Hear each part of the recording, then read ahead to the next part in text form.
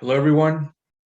My name is Emiliano de la Peña Villarreal, and today I will be presenting my thesis project by Semestre. First of all, my research question is, what is the impact of task-based language teaching implementation for speaking improvement in second-year high school students? And here's the table of contents that we will be reviewing throughout the presentation. First of all, we have the introduction. It says that high school graduate students have no communicative abilities in English, even though they have been practicing the language for 6 years, 3 in secondary school and 3 in high school. Therefore, they still don't have the communicative abilities of speaking English and learning ESL. So this author mentioned some factors that influence students not speaking English, and some of those are the use of traditional methods such as audiolingual or grammar translation. Also, the lack of interest, where students don't feel attracted to learning English, the lack of opportunities, because here in Mexico, there are very limited opportunities to use the language, and the anxiety towards speaking English that students don't feel comfortable with. And the use of TBLT in the classroom. This approach seeks for students to speak more using real-life context language, which is talking about themselves, telling jokes, describing objects, and any other language that is related with the real world. Therefore, students will have a real grasp of what the English language is. So literature review introduction, yes, like I mentioned before, it is a use of language according to real life context and the different research methods used in TBLT. So we have the 3 most common methods, qualitative, quantitative, and mixed methods. We're going to focus on mixed methods because it's the one that is contemplated use in this research, and also our assessment tools for the TBLT course that are proficiency tests such as let's say the Cambridge First Certificate English of Cambridge. That is a proficiency test that can be used to assess students with the TBLT. Also, the interviews and surveys for students, the classroom observation, because as a teacher you want to observe the attitudes of students towards the TBLT, and also the semi-structured. Here we have pros and cons of using the TBLT.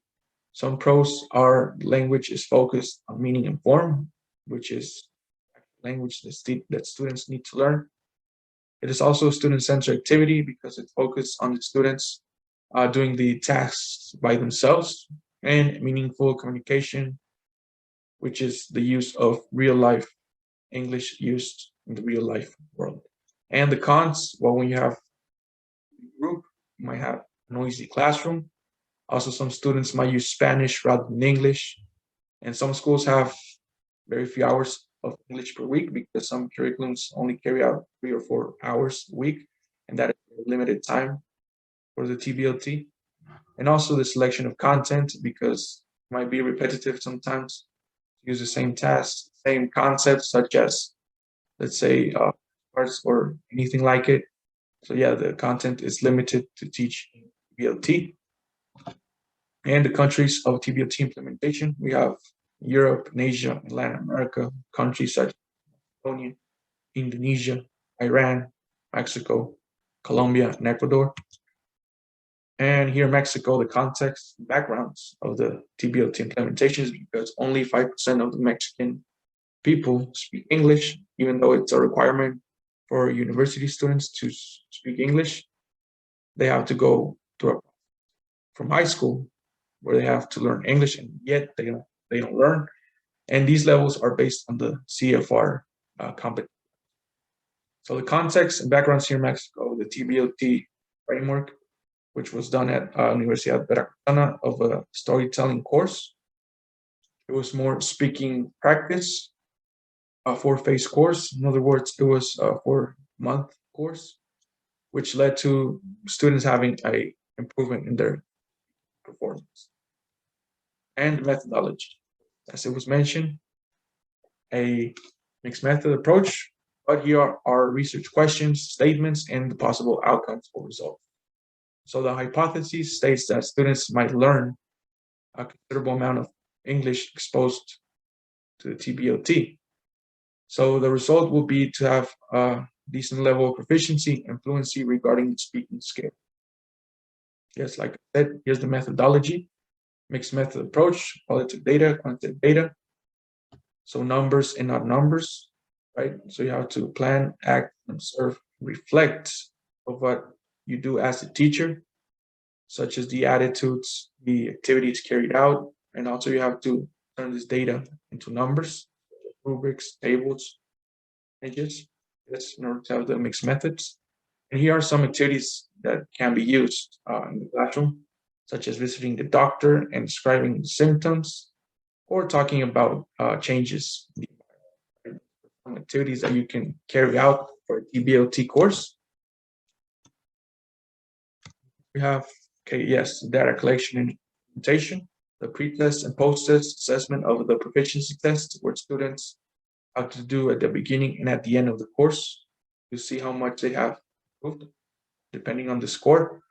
And for that, we have a rating scale for these pre-tests and post-tests, and the observation checklist and notes for students. So we use our own rating scale, which was based on several characteristics that needs to have, based on several authors, such as Noonan's direct assessment to assess the real life context assessment, in this case, visiting the doctor to describe the symptoms, also the CFR competencies, and the data-driven approach, which has the 3 validities: content, criterion related, and construct validity. So yes, this is our design of our own so far. And yes, the population and sample will be random sampling to high school students in second year. Mexico, you measure that in semesters. It will be from 3rd or 6th semester. The high school is located in the city of Durango, Mexico, and the group varies from 30 or 40 students depending on students enrolled during that semester. Yes, data analysis, summary, and interpretation. Yes, it will be a thematic analysis subject to interpretation, where the data will be condensed and summarized, so you can turn it into graphics and any other the quantitative data, such as the scores, the numbers obtained by students in the pre-test and post-test, can be categorized in their overall score, their overall average, and compare these scores at the beginning and at the end of the course to see how much they improve. So combining this data, we'll be having the mixed approach, as we mentioned before. And finally, the conclusions, okay, summary, the data collection will be the pre-test and post-test from the proficiency test, also the rating skills that has been designed by our own, the observation checklists and notes, and the population of students in their second year of high school from the city of Durango, of course, and the mixed method approach again, and data categorization, turning data, numerical data and non-numerical data from all the data collection instruments, like the pre-test, the checklist, or you turn that data into soft or hard data, depending on what it is. So we can have a mixed method approach. And overall, with this research, is expected, once it's carried out, to have students improve their speaking skills once they are exposed to the course. So yeah, students, we'll see if students have better speaking proficiency and fluency or not, depending on how we. Yeah, that's the goal for this research, to have students having a better speaking skill by using the TBLT throughout the semester at the high school in the city of Durán. And finally, we have our references. Here are some authors. And yes, that will be all for my part. Hope you enjoy it, and thank you for watching.